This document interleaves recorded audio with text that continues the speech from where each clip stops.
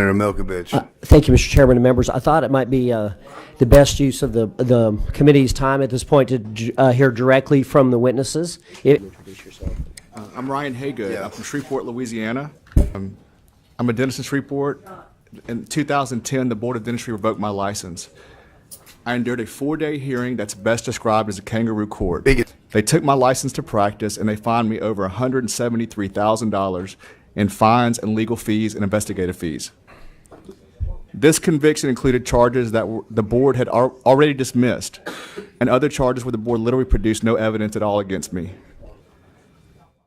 This revocation was overturned by the Fourth Circuit Court of Appeals in a strongly worded 3-0 rebuke. We hold this conduct as violative of the Louisiana Administrative Procedure Act and Dr. Hager's due process right to a neutral adjudicator in a fair hearing. In 2011, I filed a lawsuit against the board attorney, their investigator, 2 unlicensed investigators, and several local dentists, including my local board rep, that conspired with the board to take my license. After doing extensive discovery, the board and the members in the hearing panel were later added as defendants. We're still in litigation today. In November 2013, the Second Circuit Court of Appeals cited the Fourth Circuit ruling, which suggests the potential of a corrupted investigation and a strong inference that members of the board engaged in the conduct attributed to Dr. Ross Dee, a local competitor. If some of the allegations regarding Dr. Dee's behavior are proved, the court added, they would strongly suggest Dr. Dee's conduct was less motivated by altruistic concern for the public than an animus to suppress a competitor. They would also prove that other board members agreed with Dr. Dee's to engage in conduct to accomplish these objectives. The allegation that a direct primary competitor may have initiated a board investigation, served as an expert, and rendered spurious opinions that resulted in revocation of my license remains to be resolved. In 2016, the dental board renewed its charges against me. This despite the original charges being born out of false reports, criminal action, perjury, and fraud. They used the same acts and occurrences for which I'm currently suing them. This is clearly a violation of the Unfair Trade Act, which is LA-RS 511409, for which they are now being sued. This statute now mandates that triple damages upon verdict in my favor. The board changed the remanded charges from the Fourth Circuit to gain an advantage. Things that were never provable were watered down to help their case. This is double jeopardy and is a violation of my due process. Despite my hygienist already signing consent decrees for substandard violations, I was once again charged with fraud. While it's not possible for fraud and substandard violation to coexist, the board didn't care.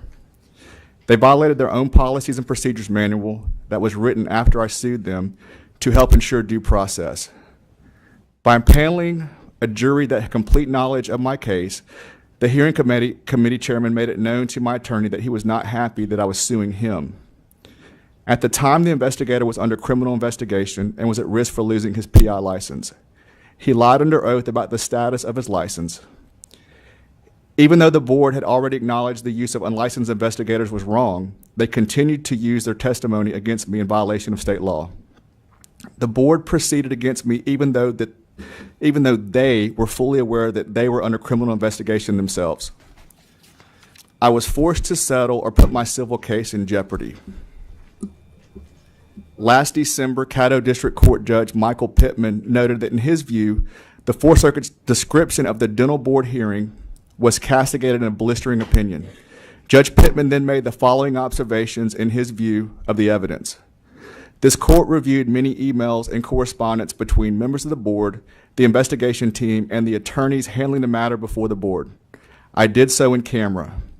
Those matters are under seal because of the confidential nature of the investigation, but the things in those correspondence were rather shocking, with the unprofessionalism that was shown during this investigation, and I won't go into specifics because those matters are under seal, but I was shocked at some of the things I read, some of the unprofessionalism that took place during this investigation by board members, attorneys, so forth and so on.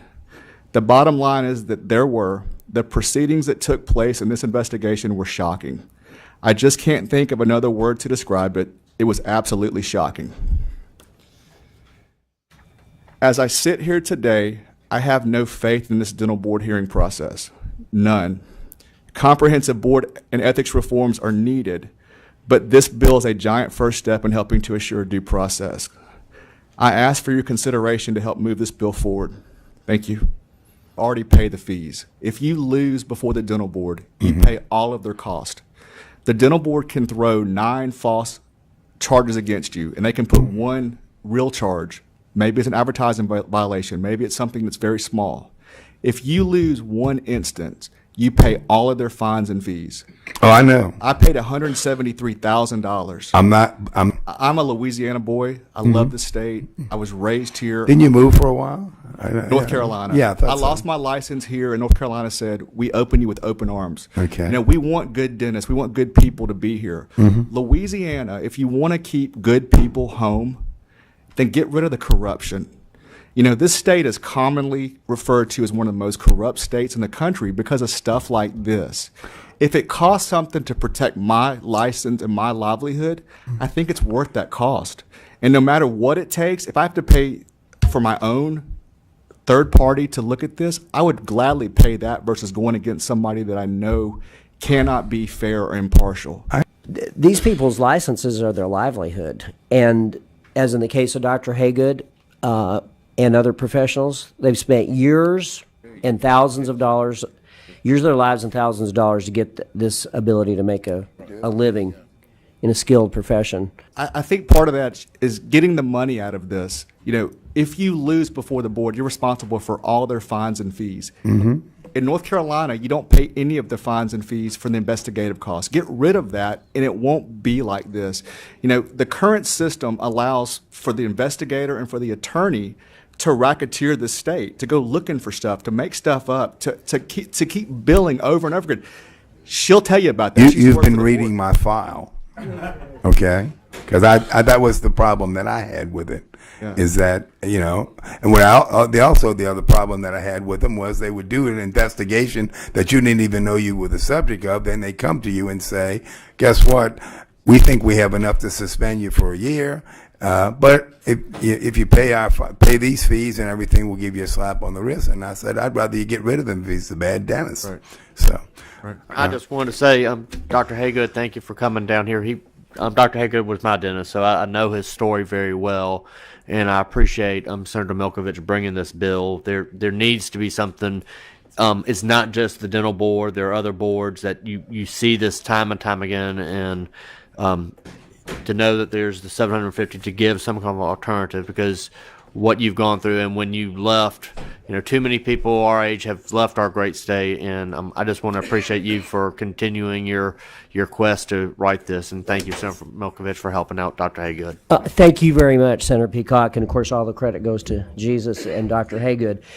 Hi, my name is Dr. Randall Wilk, and I have been a victim of the board, and I always thought I was being shook down by them, and all this stuff has pretty much been confirmed, and they're right. The way she describes it, you get a complaint, and the complaint is usually from a board member or the board's investigator, and some of the complaints are crazy. One of them said that I was, at least it was spoken over to me over the phone by the executive director, that I was suspended from the Medicare, the Medicaid program, and it listed a whole bunch of stuff which is factually and easily verifiable and never happened. But I was invited to come in to an informal thing where the consent decree was already typed up, and it had, I was going to agree to a $5,000 fine. And I looked at the document and I said, I'm not going to sign this piece of paper. I'm not going to retain counsel, and we're going to, this is craziness. And I was told by the board members that two of them were sitting with me that either leave today, I sign right here, or the board has the ability, they could fine me for every instance or every violation. It could amount to hundreds of thousands of dollars. They then left for a few minutes, came back with an adding machine, put the adding machine in front of me and started typing in the numbers, peeled it off and said I could owe them $100,000 if I didn't sign this piece of paper right here. And then that's, it sounded like something out of The Godfather. I was waiting for Luca Brasi to come around the corner from me. and realize, and this, the reputation of the board goes back decades, that they're the judge, jury, and the executioner. We went to this trial, the mock trial, and it was a kangaroo court. The person presiding over it was Mr. Burkhalter, who eventually became the executive director of the board. The executive director of the board's attorney, Brian Begay. The accusations were unfounded. They were ridiculous. Nevertheless, the board found me guilty on all counts and fined me $25,000 and then responsible for all the board's costs, which was $80-something thousand. I think we better stop. We're taking up too much of your How did it end up?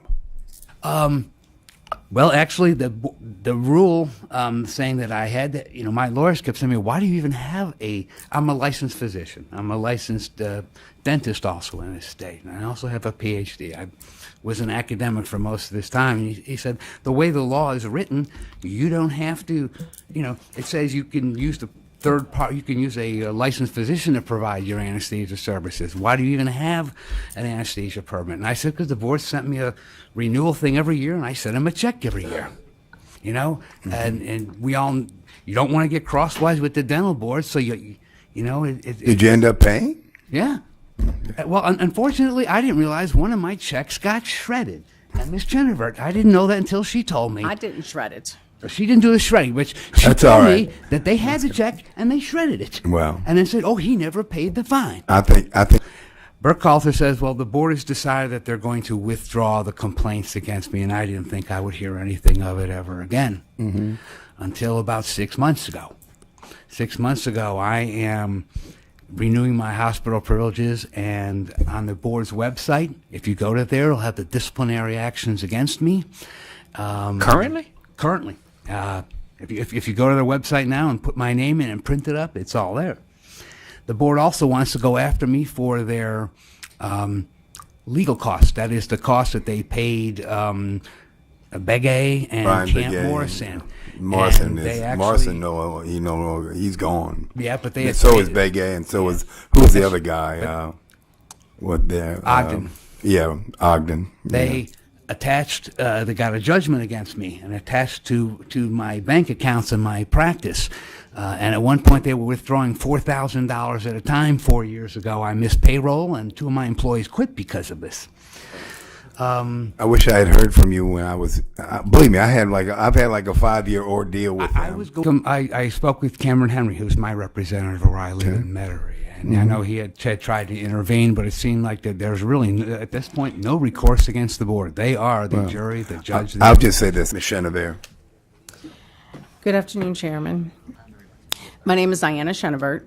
I worked for Louisiana State Board of Dentistry as an administrative coordinator from 2005 to 2015. I was in charge of licensing, anesthesia permits, all data input, and for the last 3 years of my employment there, I was the records retention manager. Although I was not in charge of disciplinary actions, I saw and heard many things that ended up bothering me in the end.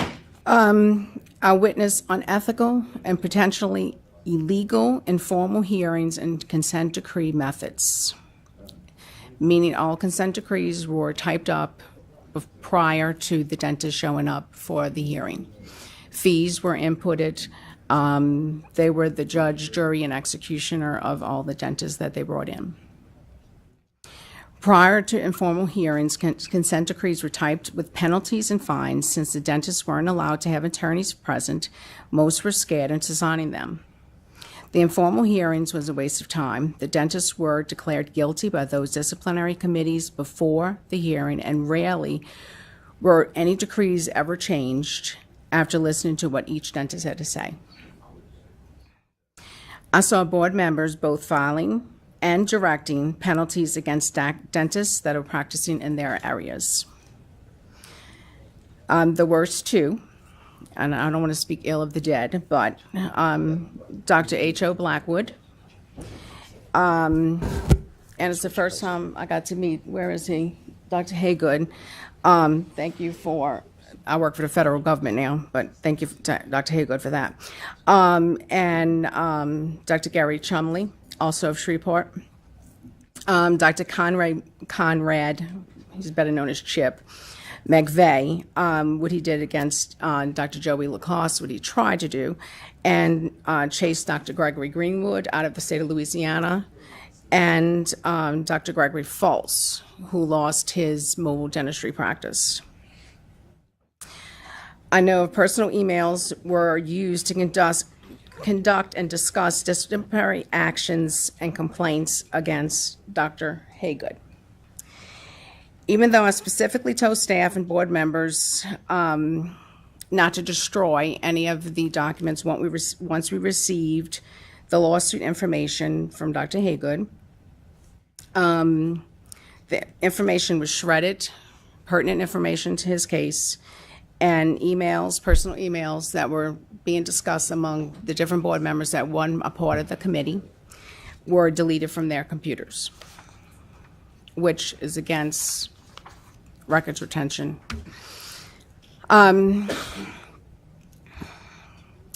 Legal and disciplinary documents were destroyed by board personnel. They were shredded. They were put into a big blue bin and brought off to be shredded by company. Again, even though I specifically told staff members, because again, I was the records retention manager,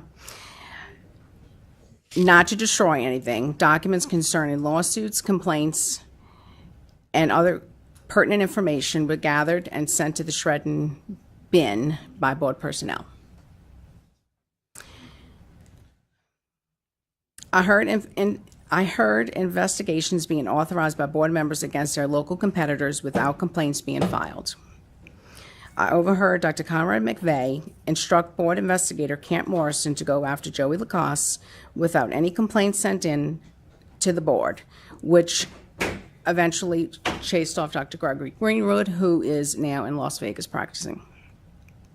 Well, Nevada, sorry. I witnessed personal vendettas by board members against their competitors. I have to discuss school-based dentistry and the board fight against it. The entire fight was a lie, created to protect the income of dental offices treating Medicaid kids. This group of dentists teamed up with Dr. McVeigh and other board members, mainly pediatric dentists. It was horrible. After school-based dentistry won the right to practice, the group added dentists to the board who were specifically against this treatment. I doubt any kids would have been treated outside the offices of this group had they won. Honorable dentists were attacked for trying to do good things for poor kids. The company that took over Medicaid, I like to call it the Medicaid Mafia, it's basically run by the pediatric dentist. Dr. McVeigh was the worst of all. He personally sent in complaints using names of existing patients. Once I personally received a fax myself, the complaint was written against Dr. Gregory False. He instructed on his fax to use a fraudulent name for the complaint and a phone number and address that wasn't true. There was unfair and burdensome penalties were given to competitors of board members who actually gave out penalties.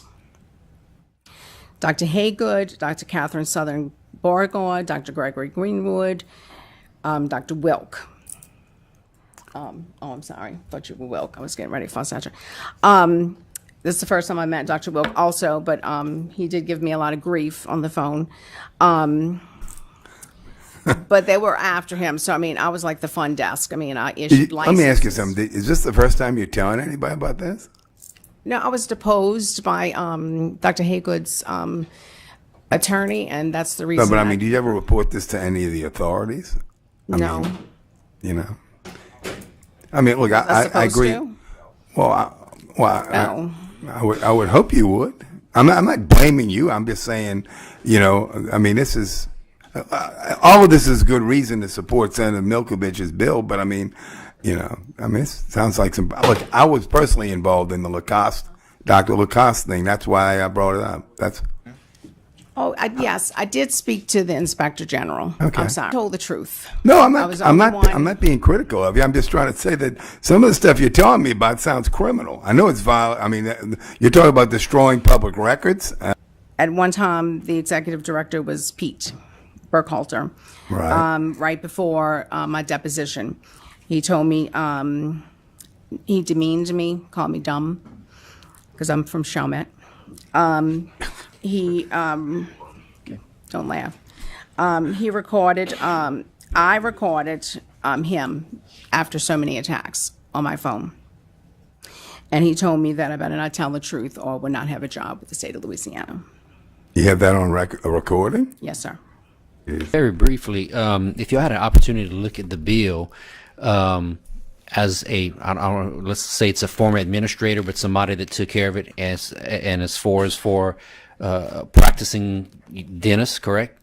The bill would at least give you some type of light at the end of the tunnel compared to what you went through. Is that correct? Well, I'm not a dentist. I work. No, I there. understand that. But I would say that it would give them some light, because even if you told the dentist, look, you can go to the administrative hearing, it's going to cost you $750. I know most of these dentists that went through this stuff, they would have paid the $750. Well, that's my point. 750, 170,000. Yeah. Yeah. I mean, It's So- a no-brainer, and you know that the dental board never loses in their thing, and they win 100% of the time, no matter what the charges are, no matter what the evidence. You haven't because I been can't. here. I I've mean, been fighting seriously, with them for years. I can't even I can't even imagine what some of y'all had gone through. I mean, Cortez, what's he going to do? I'll move that we report the bill favorably. Did we amend it? As amended. Is there any objection? That bill be reported favorably as amended, and I'm going to suggest to you that we'll relook at it up on the floor once we get a fiscal note. Okay. Mr. Chairman, thank you very much, and I want to thank on behalf of the dentists and all the licensees in the state of Louisiana, thank you all very much. Okay. Senator Mizell. Well, I see. Okay. Thank you.